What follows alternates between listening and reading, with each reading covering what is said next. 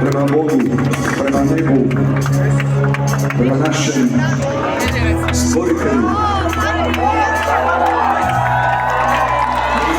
Kristu, spasitelju i otkupitelju. Okrenimo ruke naše prema našem blaženom Alojziju Stepincu, koji ima pouzdanje u svoga Gospodina, imamo ga i mi kao i on. I okrenimo ruke prema svetom Ivanu Pavlu II, koji je na ovome polju na Hipodromu prije 29 godina blagoslovio ovaj narod. Okrenimo ruke našoj Majci Nebeskoj, našoj Gospi od kamenitih vrata.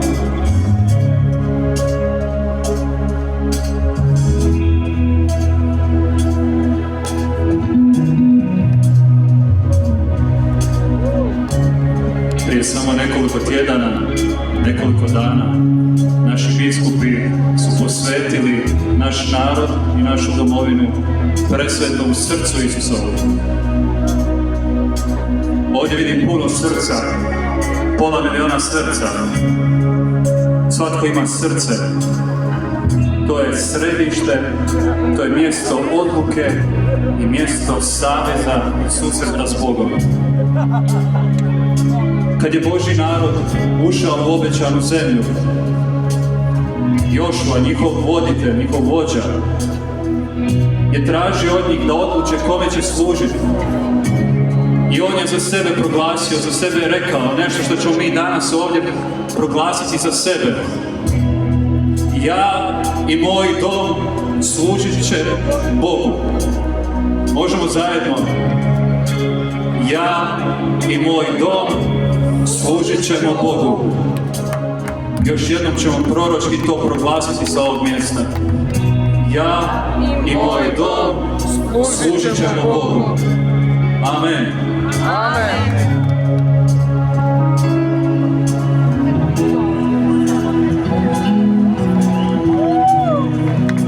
Hvala dragom Petru Buljanu. Poznajete ga, Božja pobjeda.